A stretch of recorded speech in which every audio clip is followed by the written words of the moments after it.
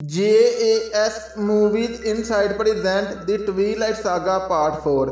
Movie की शुरुआत पिछले कहानी के लास्ट से होती है, जहां पर एडवर्ड ने बेला को अपने साथ शादी के लिए मना लिया है और दोनों ही इस बात को लेकर बहुत ज़्यादा एक्साइटेड है। और इस बात की खबर जब जैकब को होती है तो वो बहुत ज़्यादा गुस्से में जंगल की ओर चला जाता है और उसका वालिद जो होता है उसे रोकने की कोशिश करता है।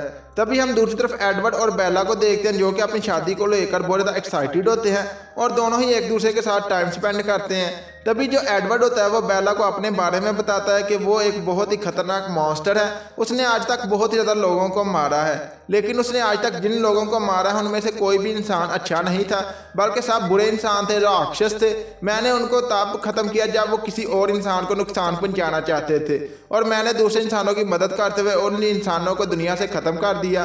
तभी हम देखते हैं कि सब लोग उस शादी को लेकर बहुत ज़्यादा एक्साइटेड होते हैं और उस शादी के लिए सब लोग तैयारी कर रहे होते हैं। वहाँ पर सामान को पहुंचाया जा रहा होता है और जो कलन परिवार वाले होते हैं उनके बहुत ज़्यादा रिश्तेदार भी उस शादी में आए हुए होते हैं। तभी दूसरी तरफ हम देखते हैं कि बेला के पेरेंट्स भी उस शादी में आ चुके होते हैं और बिल आखिर वो दिन आ चुका होता है जब एडवर्ड और बेला की शादी होने लगी होती है और दोनों ही एक दूसरे के साथ वहाँ पर आकर शादी करते हैं और दोनों ही बहुत ज़्यादा खुश होते हैं और इस पार्टी को एंजॉय करना शुरू करते हैं, जहाँ पर सब लोग आपस में डांस कर रहे होते हैं। तभी जो बेला होती है वो आकर जैकब के वालिद बिली से मिलती है। बिली जो होता है वो बेला को बेस्ट विशेस देने के लिए आया हुआ होता है। जब बेला को पता चलता है कि जैकब उसकी मैरिज एनिवर्सरी में यानी कि मैरिज वाले दिन नहीं उसके पास आया, इस बात पर वो बहुत ज़्यादा टेंशन में आ चुकी होती है। तभी जो एडवर्ड होता है उसकी टेंशन को कम करने के लिए उसे पार्टी से दूर ले जाकर वहाँ पर अपने साथ डांस करने के लिए मजबूर करता है और दोनों ही एक दूसरे के साथ डांस करने लगते हैं। उतनी ही देर में वहाँ पर जैकब आ जाता है, जिसे देखकर बेला बहुत ज़्यादा खुश होती है और जाकर जैकब के साथ मिलती है, उसके साथ डांस करती है, उसके साथ बातें करती है और उसके साथ वक्त स्पेंड करती है। तभी बेला बातों ही बातों में उसे बताती है कि एडवर्ड अभी उसकी ज़िंदगी में सब कुछ है, अभी जैकब उसके लिए कुछ भी नहीं। इस बात पर जैकब जो होता है वो गुस्से में आ चुका होता है और वहाँ पर जो होता है एडवर्ड उसे नुकसान पहुँचाने लगता है, लेकिन उसके जो दोस्त होते हैं सैम और दूसरे वो सब वहाँ पर आ चुके होते हैं, जो कि आते साथ उसे बताते हैं कि वो यहाँ पर उसकी मदद नहीं कर सकते।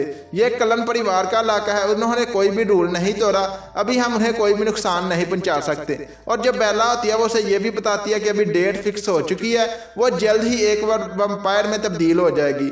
जैकब जो होता है इस बात को मानने के लिए तैयार नहीं होता कि बेला एक वंपायर में तब्दील हो, इसीलिए वो गुस्से से वहाँ से चला जाता है। दूसरी तरफ हम देखते हैं कि जो कलन परिवार वाले होते हैं वो एडवर्ड और बेला को दोनों को ही हनीमून के लिए एक बहुत ही दूर मुल्क में भेज देते हैं, जहां पर वो दोनों बहुत ज़्यादा खुश होते हैं, एंजॉय करते हैं, एक दूसरे के साथ टाइम स्पेंड करते हैं और दोनों ही वहां पर खेलते हैं, एक दूसरे के बहुत ज़्यादा करीब आते हैं और सब वहां पर दोनों ही जो होते हैं वो एक हर तरह की एक्टिविटी को सर अंजाम दे रहे होते हैं। और दोनों के करीब आने से बेला जो होती है उसे वहाँ पर बहुत ज़्यादा चोटें भी लग चुकी होती हैं और जो एडवर्ड होता है वो अभी बेला से दूर रहने लगता है, लेकिन बेला इस बात को मानने के लिए तैयार नहीं होती कि एडवर्ड उससे दूर रहे, इसीलिए वो उसके अपने करीब करने की बहुत ज़्यादा कोशिशें करनी शुरू कर चुकी होती है और दोनों ही एक दूसरे के साथ बहुत ज़्यादा टाइम स्पेंड करने लगते हैं।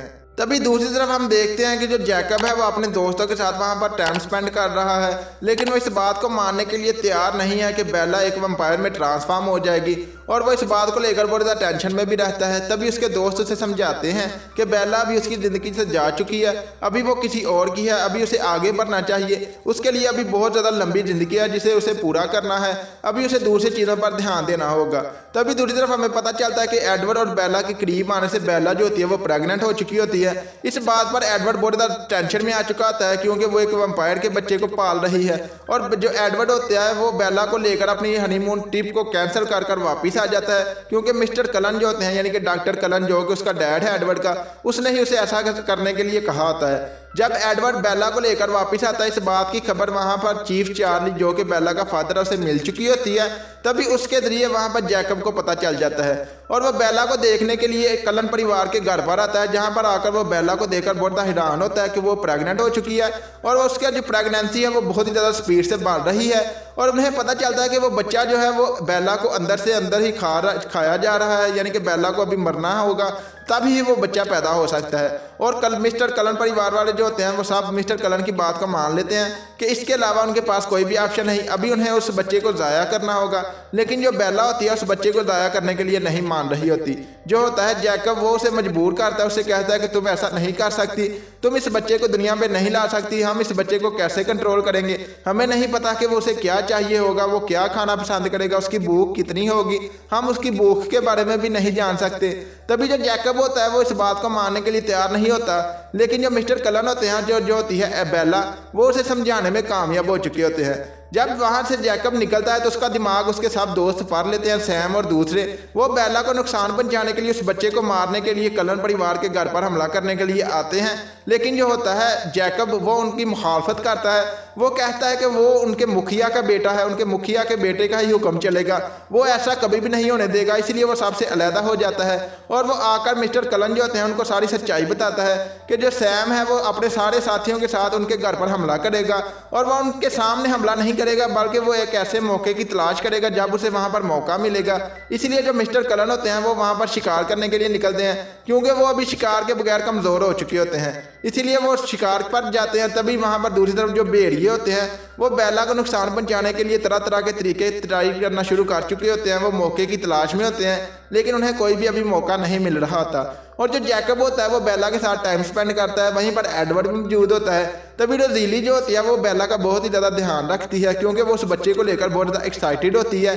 तभी हमें पता चलता है जो बेला होती है वो बहुत ज़्यादा वीक हो रही होती है और उसकी पसलियों को भी अभी तोड़ा जा रहा होता है, जो कि वो बच्चा ही कर रहा होता है। जब ये बात मिस्टर कलन बेला को बताते हैं तो बेला कहती है कि मैं इतना दर्द बर्दाश्त कर सकती हूँ, अभी मुझे इस बच्चे को दुनिया में लाना ही होगा।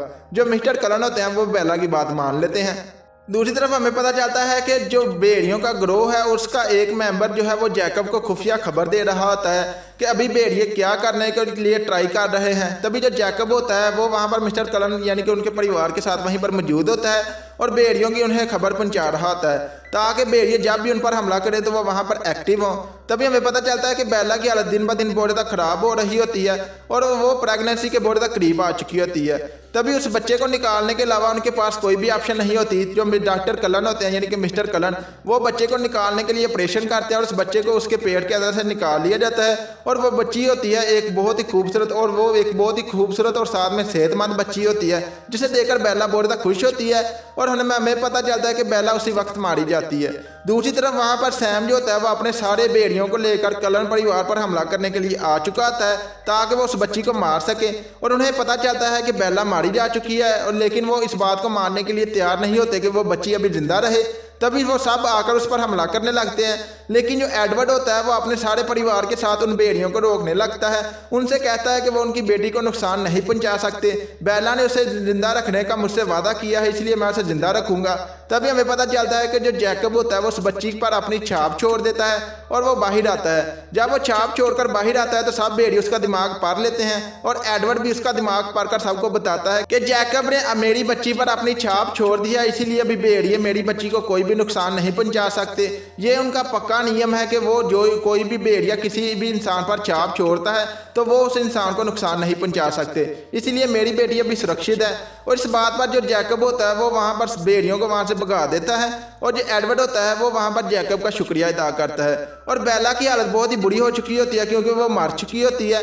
तभी जो एडवर्ड होता है और एलिस दोनों ही मिलकर उसे इंजेक्ट करते हैं ताकि उसे एक वैम्पायर में ट्रांसफॉर्म कर सके। और हमें पता चलता है कि वो उसे तैयार करते हैं क्योंकि उसे अभी जो होता है वैम्पायर वो बनने में कामयाब हो चुकी होती है। और अभी वो दिन आ चुका होता है जब बेला को होश आने लगती है, और जब बेला होश में आती है तभी यही इस पार्ट की एंडिंग हो जाती है। मुझे उम्मीद है कि आप लोगों को मेरी ये एक्सप्लेनेशन पसंद आएगी। अगर ये वीडियो पसंद आए तो इस वीडियो को लाइक करें एंड मेरे चैनल को सब्सक्राइब करें एंड बेल आइकन के बटन पर क्लिक करके आर पर क्लिक कर दें ताकि इस तरह की आने वाली हर एक वीडियो आप तक बआसानी पहुंच सके। मैं मिलता हूं मेरी अगली वीडियो में, तब तक के लिए खुदा हाफिज।